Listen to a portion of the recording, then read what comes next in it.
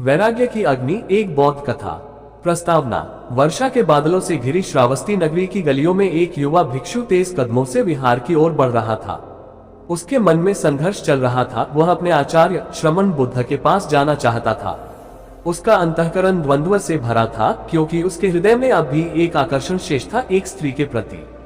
वह जानता था कि यह उसकी साधना में बाधा डाल रहा था, किंतु इस मोह को छोड़ना इतना सहज नहीं था। प्रथम अध्याय मृग तृष्णा।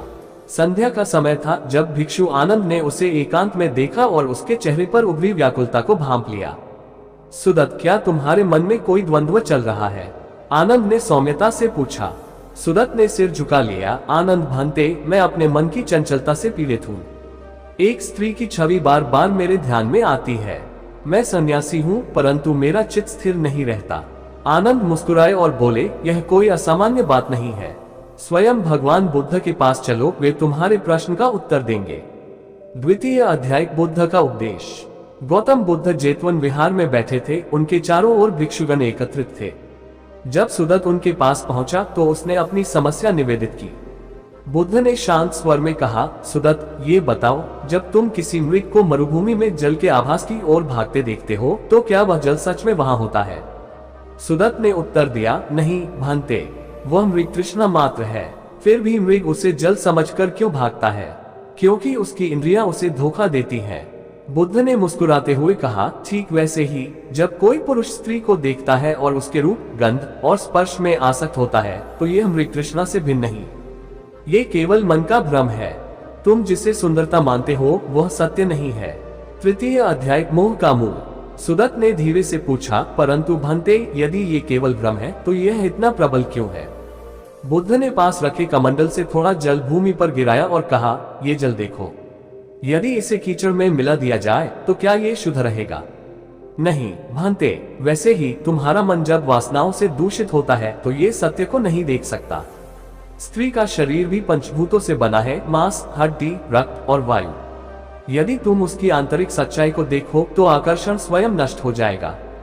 चतुर्थ अध्याय स्त्री का असली स्वरूप। बुद्ध ने आगे कहा, एक बार एक राजा ने एक सुंदर स्त्री को देखा और उसे अपनी रानी बनाना चाहा, किंतु संयोगवश उस स्त्री की अकाल मृत्यु हो गई। राजा ने देखा कि वही रूप जो उसे मोहित कर रहा था अब सड़ने लगा था। क्या तुम उसी नश्वर शरीर से आसक्त रह सकते हो जो कल मिट्टी में मिल जाएगा? सुदत्त के मन में गहरी अनुभूति हुई। उसने सोचा, मैं जिस रूप पर मोहित था वह तो क्षणभंगुर है। यदि मैं इस सत्य को प्रतिपल स्मरण करूं तो कामना स्वयं समाप्त हो जाएगी। पंचम अध्याय वैराग्य की ज्वाला। बुद्ध ने आगे कहा, कामवासना का अंत केवल बाह्य त्याग से नहीं अपितु अंतर के ज्ञान से होता है।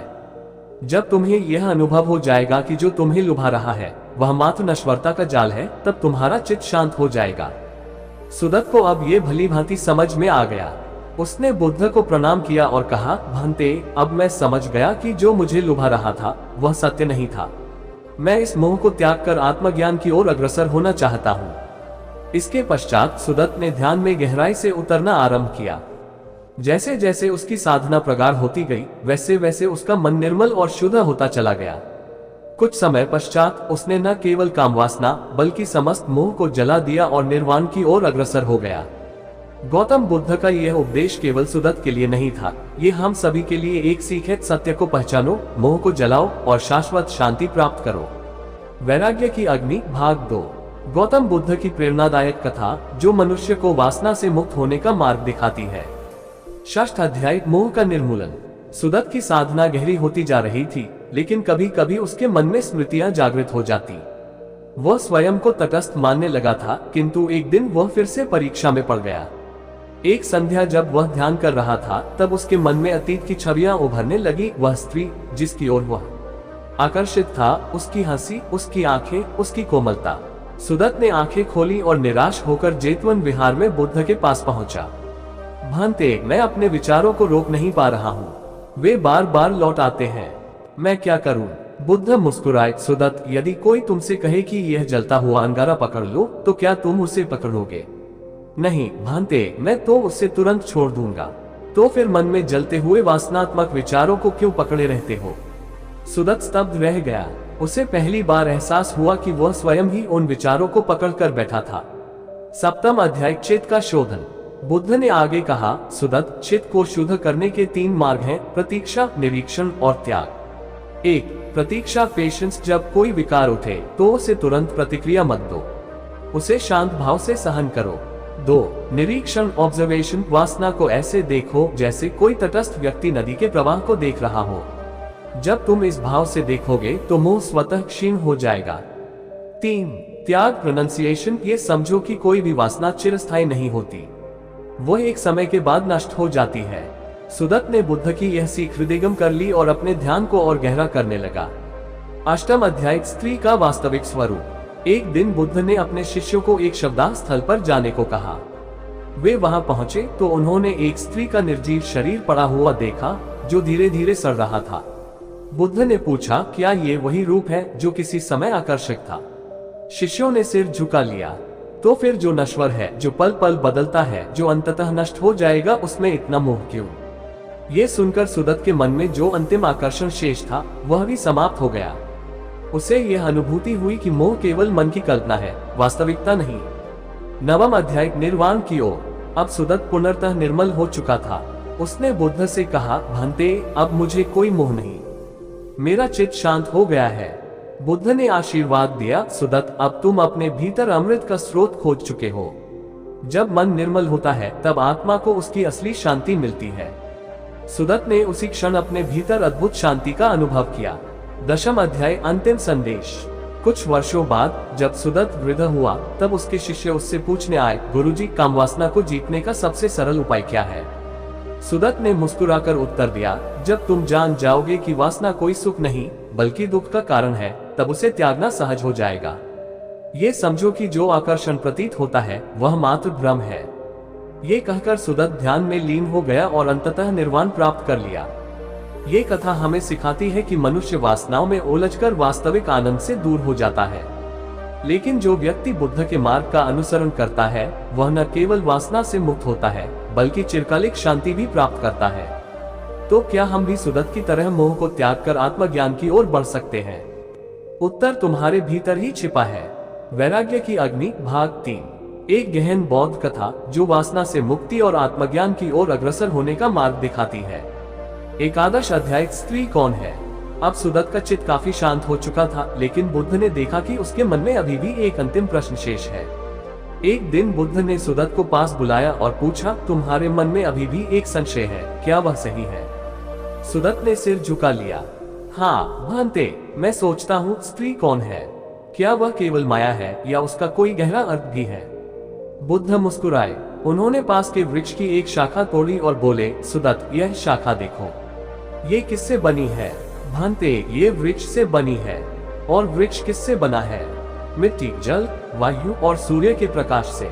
बुद्ध बोले, जिस प्रकार यह शाखा वृक्ष का एक अंश है, वैसे ही स्त्री और पुरुष दोनों प्रकृति के ही अंग हैं। इनका भेद केवल तुम्हारे मन का भ्रम है। तुम उसे स्त्री मानते हो क्योंकि तुम्हारे चित्त में वासना है। जब तुम्हारे भीतर सम्यक दृष्टि उत्पन्न होगी तब तुम उसे भी आत्मा का ही एक रूप देखोगे। सुदत्त को पहली बार यह अनुभूति हुई कि जो वह स्त्री को एक अलग सत्ता मानता था वह केवल उसके मन की उपज थी। 12वां अध्याय, रूप का सत्य। बुद्ध ने आगे कहा, रूप के पीछे भागना ठीक वैसा ही है जैसे कोई जलती हुई मशाल को पकड़ने की कोशिश करे। यह उसे जलाकर राख कर देगी। परंतु भंते, यदि यह सत्य इतना सरल है तो सभी इसे क्यों नहीं समझ पाते? सुदत्त ने पूछा। बुद्ध मुस्कुराए, क्योंकि मनुष्य अपने भ्रम को ही सत्य मानकर चलता है। जो समझ जाता है वह मुक्त हो जाता है। सुदत्त के भीतर एक अद्भुत शांति का संचार हुआ। 13वां अध्याय, अंतिम परीक्षा। अब सुदत्त अपने ध्यान में और अधिक स्थिर हो गया था, लेकिन बुद्ध ने उसे अंतिम परीक्षा के लिए तैयार किया। एक दिन जब वह गांव से भिक्षा लेकर लौट रहा था तब एक युवती मार्ग में मिली। वह सुदत्त की ओर देखकर मुस्कुराई और बोली, भंते, क्या मैं आपके साथ कुछ समय चल सकती हूँ? पहले तो सुदत्त का मन डगमगाया, लेकिन फिर उसे बुद्ध की बातें स्मरण हो आई। ये शरीर केवल पंचतत्वों का संगठित रूप है, ये सुंदरता केवल मृत तृष्णा है। उसने मन ही मन विचार किया, यदि मैं इसे स्त्री मानूं तो मैं मोह में पड़ूंगा, लेकिन यदि मैं इसे आत्मा का अंश मानूं तो मैं सम्यक दृष्टि को प्राप्त कर लूंगा। वह मुस्कुराया और बोला, पुत्री, तुम भी इस शरीर की भांति ही नश्वर हो, क्यों न हम दोनों सत्य की खोज में लगे। युवती ने सिर झुका लिया और प्रणाम करके चली गई। उस दिन सुदत को पूर्ण वैराग्य की प्राप्ति हो गई। चतुर्दश अध्याय निर्वाण की प्राप्ति। अब सुदत पूरी तरह से निर्मल हो चुका था। वह ध्यान में बैठा और गहरी समाधि में चला गया। उसे अपने भीतर वही शांति अनुभव हुई जिसकी उसने वर्षों से तलाश की थी। बुद्ध ने देखा कि सुदत की यात्रा पूर्ण हो चुकी है। उन्होंने उसे आशीर्वाद दिया और कहा, अब तुम्हें कोई भी बंधन नहीं बांध सकता, तुम अब मुक्त हो गए हो। कुछ ही समय बाद सुदत ने ध्यान में ही अपने शरीर का परित्याग कर दिया और निर्वाण को प्राप्त कर लिया। गौतम बुद्ध ने अपने शिष्यों से कहा, वह व्यक्ति जो स्त्री या पुरुष को अलग अलग सत्ता मानता है वह अज्ञान में है, लेकिन जो पंचभूतों को पहचानता है वह सच्चे ज्ञान को प्राप्त करता है। ये कथा हमें ये सिखाती है कि वासना का अंत केवल दमन से नहीं बल्कि गहरे ज्ञान से होता है। जब हम सत्य को समझ लेते हैं तब स्वतः ही समस्त मोह समाप्त हो जाता है। अब प्रश्न यह है, क्या हम भी सुदत की तरह इस सत्य को पहचान सकते हैं? वैराग्य की अग्नि भाग 4। एक गहरी बौद्ध कथा जो वासना से मुक्त होने और आत्मज्ञान की ओर अग्रसर होने का मार्ग दिखाती है। 15वां अध्याय सुदत की अंतिम यात्रा। सुदत अब पुनर्तः निर्मल हो चुका था। उसके मन में न कोई वासना थी न ही कोई मोह। वह केवल ध्यान और आत्मज्ञान में रमा रहता। लेकिन बुद्ध ने देखा कि अब समय आ गया है कि सुदत अपने ज्ञान को दूसरों तक पहुंचाए। उन्होंने कहा, सुदत, अब तुम्हें संसार में जाकर सत्य का उपदेश देना चाहिए। जैसे दीपक स्वयं जलकर दूसरों को प्रकाश देता है, वैसे ही अब तुम्हारा कर्तव्य है कि तुम दूसरों को अज्ञान के अंधकार से मुक्त करो। सुदत ने विनम्रता से सिर झुकाया और यात्रा पर निकल पड़ा। 16वां अध्याय राजकुमारी का मोह। सुदत अपने उपदेशों से लोगों को वासना और मोह से मुक्त कर रहा था। एक दिन वह मगध राज्य पहुंचा, जहां राजा बिंबिसार की पुत्री वासुदता उसे देख मोहित हो गई। उसने सोचा, कैसा सुंदर और शांत भिक्षु है, यदि यह मेरा पति बन जाए तो मेरा जीवन धन्य हो जाए। वासुदता ने एक चाल चली। उसने अपने सेवकों से कहा कि सुदत को महल में भोजन के लिए आमंत्रित करें। सुदत ने स्वीकार किया क्योंकि वह किसी भी प्राणी में भेदभाव नहीं करता था। लेकिन जब वह महल पहुंचा तो वहां केवल वासुदता अकेली थी। उसने सुंदर वस्त्र पहने थे और मनोहर सुगंध से वातावरण को महका दिया था। उसने कहा, भंते, आपने वासना का त्याग कर दिया है, लेकिन क्या यह आवश्यक है? क्या संसार में प्रेम और आनंद का कोई स्थान नहीं? सुदत ने शांत भाव से कहा, राजकुमारी, प्रेम तो शाश्वत है, लेकिन वह प्रेम जो मोह और वासना से बंधा हो वह सच्चा नहीं होता। क्या तुम जानती हो कि यह शरीर जिसे तुम इतना सुंदर मानती हो वह कुछ ही वर्षों में बूढ़ा हो जाएगा और अंततः मिट्टी में मिल जाएगा। वासुदता को इस सत्य ने झकझोर दिया। उसने अपने ही हाथों को देखा और पहली बार अनुभव किया कि उसकी सुंदरता वास्तव में नश्वर थी। 17वां अध्याय वासुदता का वैराग्य। वासुदता रात भर सो नहीं सकी। अगले दिन वह सुदत के पास गई और बोली, भंते, मैं समझ गई कि जो मैं आकर्षण समझ रही थी वह केवल मृग तृष्णा थी। क्या मैं भी संन्यास ले सकती हूँ? सुदत ने कहा, राजकुमारी, संन्यास केवल वस्त्र बदलने का नाम नहीं है, यह मन का परिवर्तन है। यदि तुम सच में मोह से मुक्त होना चाहती हो तो पहले अपने भीतर वैराग्य उत्पन्न करो। वासुदता ने कुछ समय तक ध्यान किया और फिर एक दिन उसने राजमहल छोड़ दिया और भिक्षुणी बन गई। 18वां अध्याय वासना का अंत कैसे हो। एक बार एक शिष्य ने सुदत से पूछा, गुरुजी, क्या केवल संन्यास लेने से वासना समाप्त हो जाती है? सुदत मुस्कुराए और बोले, नहीं, वासना केवल त्याग से नहीं जाती बल्कि सही ज्ञान से जाती है।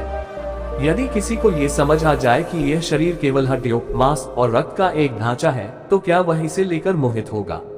शिष्य ने सिर झुका लिया। इसलिए वासना को त्यागने के लिए सबसे पहले ये समझो कि यह कोई सुख नहीं देती बल्कि ये दुख का कारण है। जब ये समझ आ जाएगी तब वासना स्वयं ही समाप्त हो जाएगी। 19वां अध्याय अंतिम उपदेश। अब सुदत वृद्ध हो चुका था। उसने अनेक लोगों को सत्य का मार्ग दिखाया था। एक दिन जब वह अपने शिष्यों को उपदेश दे रहा था तब उसने कहा, यदि तुम सच में शांति चाहते हो तो अपने चित्त को शुद्ध करो। न कोई स्त्री है न कोई पुरुष, सब केवल आत्मा के रूप हैं। जब तुम इस सत्य को जान लोगे तब तुम्हारे भीतर कोई वासना नहीं रहेगी। फिर उसने गहरी समाधि लगाए और ध्यान में ही निर्वाण को प्राप्त कर लिया। गौतम बुद्ध ने अपने शिष्यों से कहा, जिस दिन मनुष्य ये समझ लेता है कि स्त्री या पुरुष केवल शरीर नहीं बल्कि आत्मा का एक अंश है, उसी दिन उसकी वासना समाप्त हो जाती है। तो क्या हम भी इस सत्य को समझ सकते हैं? उत्तर तुम्हारे भीतर ही छिपा है। वैराग्य की अग्नि भाग 5। गौतम बुद्ध की गहरी शिक्षाओं पर आधारित एक महाकाव्यात्मक कथा जो मनुष्य को वासना से मुक्त होने का मार्ग दिखाती है। विंशतितम अध्याय, भ्रम का जाल। बुद्ध के प्रिय शिष्य महाकश्यप एक दिन वन में ध्यान कर रहे थे। उसी समय एक नवयुवक भिक्षु नामदेव उनके पास आया और बोला, भंते, मैं ध्यान में गहराई से उतरना चाहता हूँ, लेकिन स्त्रियों के प्रति आकर्षण मेरे मार्ग में बाधा बन रहा है। मैं क्या करूं? महाकश्यप ने शांत स्वर में उत्तर दिया, नामदेव, क्या तुमने कभी किसी चमत्कारी मृग की कथा सुनी है? नहीं भांते, महाकश्यप ने कहना शुरू किया। कई वर्षों पहले एक राजा के वन में एक मृग था जो स्वर्ण के समान चमकता था। उसकी चमक इतनी अद्भुत थी कि जो भी उसे देखता मोहित हो जाता और उसे पकड़ने के लिए भागता। लेकिन जैसे ही वे उसके निकट पहुंचते, वह गायब हो जाता। कुछ लोग तो उसे पकड़ने के लिए वर्षों तक भटकते रहे, लेकिन अंततः वे थककर मृत्यु को प्राप्त हुए। नामदेव, यह मृग क्या था? भांते, ये तो एक मृग तृष्णा थी, एक भ्रम। ठीक वैसे ही वासना भी केवल एक मृग तृष्णा है। ये तुम्हें सुख का भ्रम देती है, लेकिन जब तुम इसे प्राप्त करने के लिए भागते हो तो अंत में केवल दुख ही मिलता है। नामदेव ने ये सुनकर सिर झुका लिया। पहली बार उसे यह अनुभूति हुई कि स्त्री के प्रति जो आकर्षण वह महसूस करता था, वह केवल उसका मन ही उत्पन्न कर रहा था। 21वां अध्याय, आत्मा का बंधन। नामदेव ने फिर महाकश्यप से पूछा, भंते, यदि स्त्री केवल एक भ्रम है तो फिर यह आकर्षण उत्पन्न ही क्यों होता है? महाकश्यप ने एक वृक्ष की ओर इशारा किया, ये बताओ, जब हवा चलती है तो पत्ते क्यों हिलते हैं? क्योंकि हवा उन्हें हिलाती है। और यदि पत्ते ही न हो तो क्या वे हिलेंगे? नहीं भांते, इसी प्रकार यदि तुम्हारे भीतर वासना रूपी पत्ते न हो तो कोई भी बाहरी आकर्षण तुम्हें विचलित नहीं कर सकता। वासना को समाप्त करने के लिए संसार को बदलने की आवश्यकता नहीं, बल्कि अपने भीतर जागरूकता लाने की आवश्यकता है। नामदेव को अब ये समझ में आने लगा था कि समस्या बाहरी नहीं बल्कि आंतरिक थी। 22वां अध्याय, स्त्री का असली स्वरूप। महाकश्यप ने नामदेव से कहा, कल सुबह हम एक शब्दाह चलेंगे। वहां तुम्हें वासना का वास्तविक स्वरूप दिखेगा। अगले दिन वे दोनों शमशान गए, जहां एक स्त्री का पार्थिव शरीर पड़ा था जिसे लोग जलाने के लिए लाए थे। महाकश्यप बोले, ये वही शरीर है जिसे लोग सुंदर मानते थे। ये वही चेहरा है जो कभी मोहक था, लेकिन अब कोई इसे छूना तक नहीं चाहता। नामदेव स्तब्ध था। महाकश्यप ने आगे कहा, यही वास्तविकता है। जो कल सुंदर था वह आज मिट्टी में मिलने वाला है। तुम किसके प्रति आकर्षित हो रहे हो नामदेव? उस क्षणिक रूप के प्रति जो केवल मांस और हड्डियों का ढांचा है। नामदेव के मन से उस क्षण वासना का अंतिम अंश भी समाप्त हो गया। 23वां अध्याय, सत्य का अनुभव। नामदेव ने अब पूरी तरह से वासना से मुक्त होने का निश्चय कर लिया। वह गहरे ध्यान में लीन हो गया। कुछ महीनों बाद बुद्ध श्रावस्ती आए। जब नामदेव उनके पास पहुंचा तो बुद्ध ने उसकी आंखों में झांका और मुस्कुराए। नामदेव, अब तुम्हारे चित्त में कैसा अनुभव हो रहा है? भांते, अब मुझे कोई आकर्षण नहीं होता। जब भी कोई रूप मेरे समक्ष आता है तो मैं उसे केवल पंचतत्वों का संयोजन मात्र समझता हूँ। बुद्ध ने कहा, अब तुम मुक्त हो गए हो। तुम्हारा मन अब एक शांत सरोवर के समान है जिसमें कोई हलचल नहीं। नामदेव ने बुद्ध को प्रणाम किया। वह जान चुका था कि जिस सुख को लोग वासना में खोजते हैं वह वास्तव में ज्ञान में छिपा है। अंतिम संदेश। गौतम बुद्ध ने अपने शिष्यों से कहा, जिस दिन मनुष्य ये समझ लेता है कि आकर्षण केवल एक भ्रम है, उसी दिन वह वास्तविक शांति को प्राप्त करता है। तो क्या हम भी इस सत्य को समझ सकते हैं? उत्तर तुम्हारे भीतर ही छिपा है।